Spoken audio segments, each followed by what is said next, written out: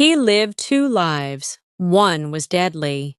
The rain hadn't stopped in 3 days. It fell in relentless sheets, turning the streets of Blackwater, Oregon, into black mirrors that reflected the bruised sky above. The kind of rain that made every shadow longer, every sound wetter, and every secret feel closer to the surface. In this quiet logging town of barely 8,000 souls, people had stopped trusting the night. They locked their doors before sunset, drew their curtains tight, and whispered prayers they hadn't spoken since childhood. Not because of the storms, because of the disappearances. 3 women in 6 months, no bodies, no ransom demands, no witnesses. Just 3 empty spaces where vibrant lives used to be. Emily Carter, 28, a high school English teacher who volunteered at the animal shelter on weekends. She had vanished after leaving a late parent-teacher conference, her car found idling in the school parking lot with the driver's door open and her phone still on the passenger seat. Rachel Moore, 34, a single mother who worked nights at the lumber mill's administrative office. She'd kissed her 6-year-old daughter goodnight, promised to bring home pancakes in the morning, and then simply ceased to exist. Dana Hill, 25, a barista at the only coffee shop in town.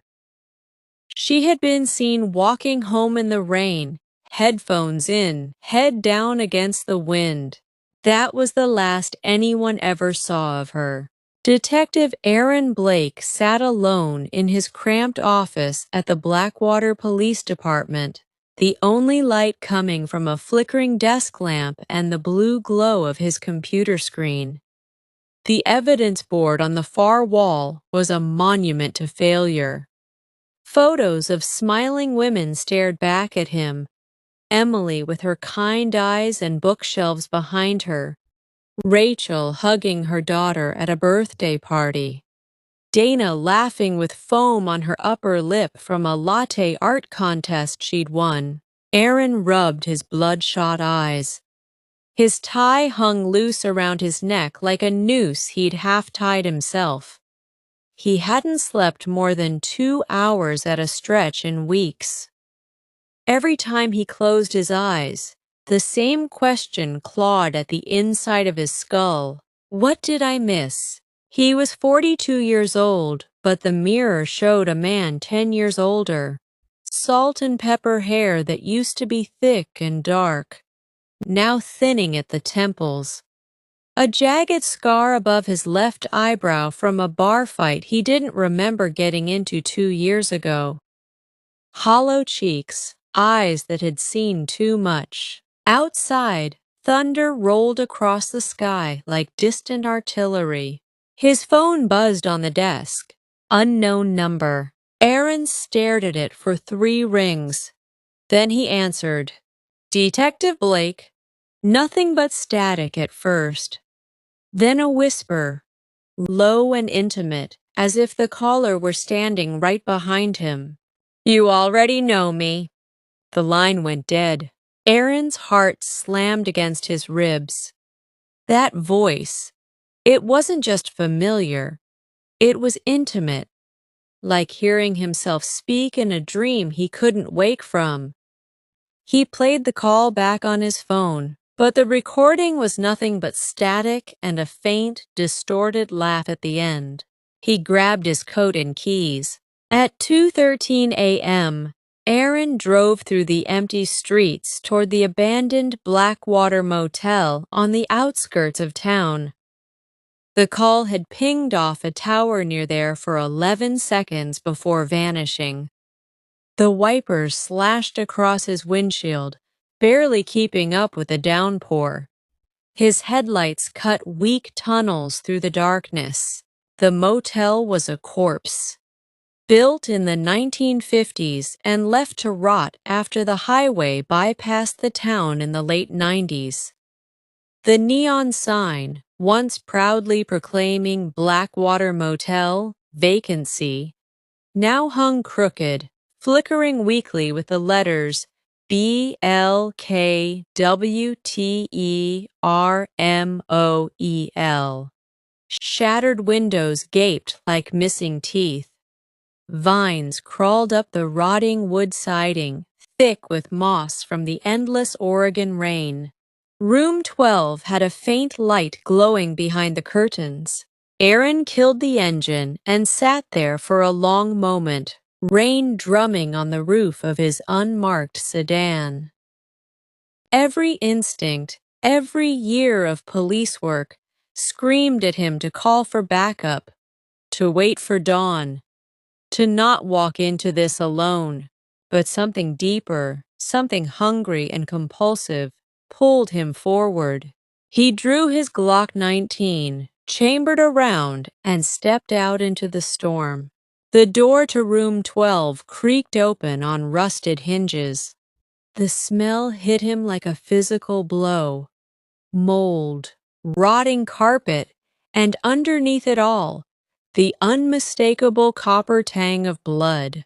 A tape recorder sat on a warped wooden table, still playing. The red light on it blinked like a dying heartbeat. Click. A woman's voice, terrified, broken, filled the room. He said nobody would believe me. He said he was two people.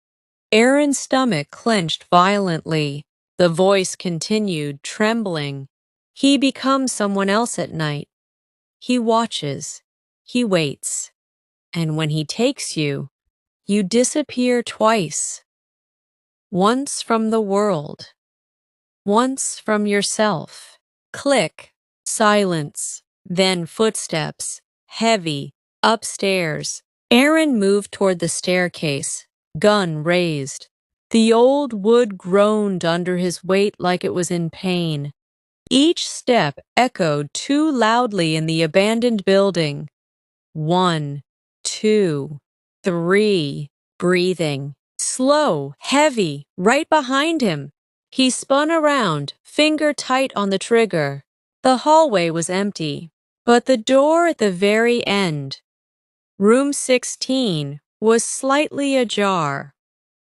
A sliver of flickering blue light spilled out. Aaron approached, heart hammering so hard he could feel it in his teeth. He pushed the door open with his foot. The room was a shrine of horror. Hundreds of photographs covered the walls, floor to ceiling. Some were candid shots taken from a distance. Others were close-ups of sleeping faces. Some showed women crying, begging, their makeup ruined. And in nearly every single image, standing in the background or just at the edge of frame, was Aaron Blake. His face, his coat, his scar, dates written beneath them in black marker stretched back 7 years. Impossible. Aaron staggered forward, his flashlight beam trembling across the collage. He didn't remember these women. He didn't remember being there. But the evidence was undeniable. His own face stared back at him from dozens of angles, sometimes smiling faintly, sometimes expressionless, always there. On the cracked mirror above the dresser, written in what looked like dried blood, "You were always there." Aaron's legs gave out.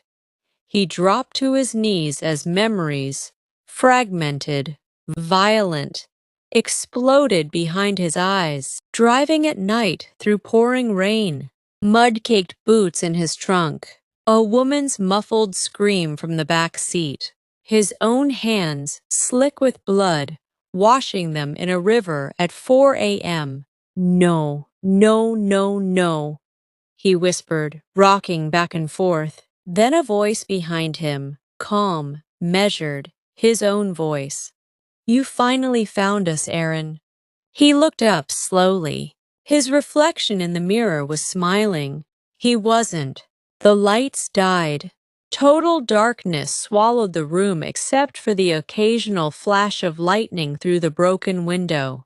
Then came the sound of chains dragging across the floorboards. Aaron fumbled for his gun. It was gone. A flashlight clicked on in the corner.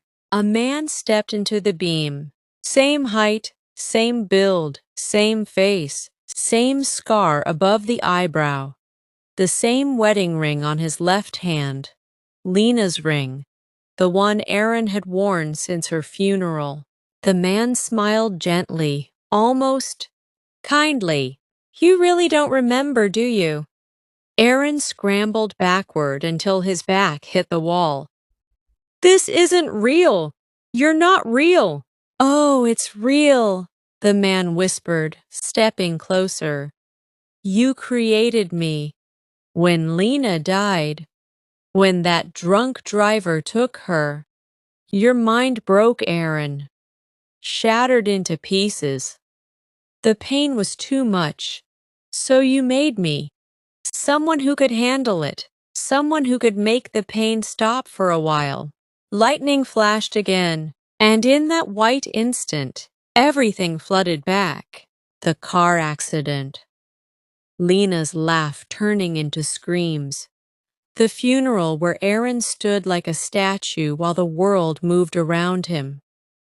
The drinking, the blackouts that lasted days. The first time he woke up in his car with blood on his shirt and no memory of the night before. The stranger, his other self, leaned in close enough that Aaron could smell his aftershave. The same brand he used.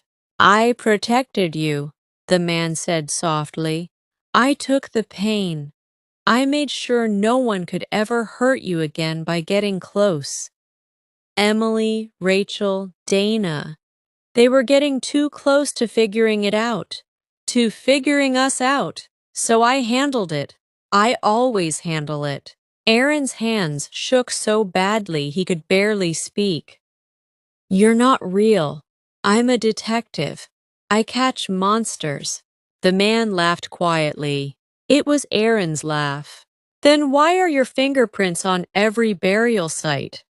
Why do you have their jewelry hidden in the crawl space under your house?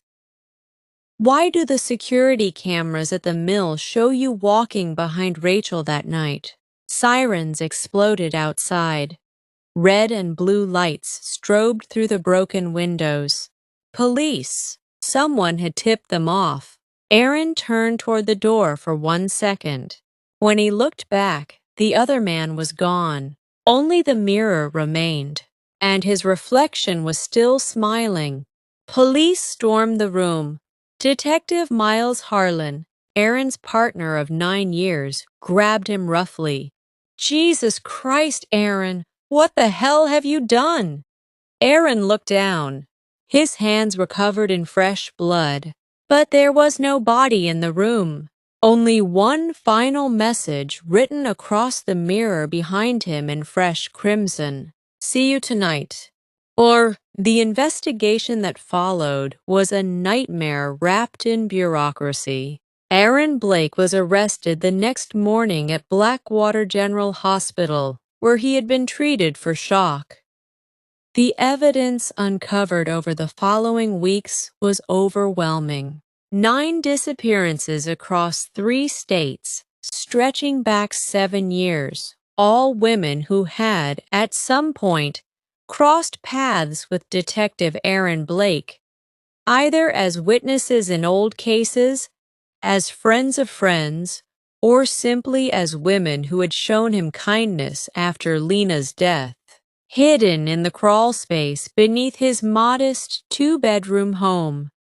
Jewelry, driver's licenses, locks of hair carefully preserved in plastic bags.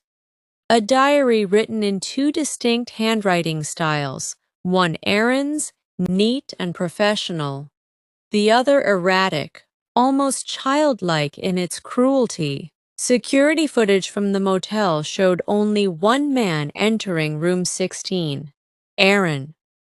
For 43 minutes, The camera captured him talking animatedly to empty space, laughing, arguing, dropping to his knees, smiling at corners of the room where no one stood. Psychiatric evaluation diagnosed him with dissociative identity disorder, severe PTSD, and what one expert called an exceptionally elaborate and violent alter ego. The trial was national news. "Cop by day, killer by night," screamed the headlines. Victims' families sat in the courtroom, their eyes hollow with grief and confusion. Aaron's defense argued insanity. The prosecution argued something far darker, that Aaron had always known exactly what he was doing. He was found not guilty by reason of insanity and sentenced to life in the Oregon State Psychiatric Hospital in Salem. In the years that followed, the guards learned to dread Cell Block D, Room 417. Aaron Blake, now 46, gaunt, eyes sunken, spent his days staring at the reinforced window, watching the rain that never seemed to stop even here. He was polite, quiet. He read books on psychology and true crime. He attended group therapy and spoke calmly about his condition. But at night, after lights out, the sounds began. Two voices. One was Aaron's, pleading, terrified, broken. The other was calmer, confident, sometimes laughing. The guards would stand outside the door, listening. They never saw anyone else. The cell was always empty except for Aaron, yet the second voice was unmistakable. One night, a young guard named Torres worked the overnight shift.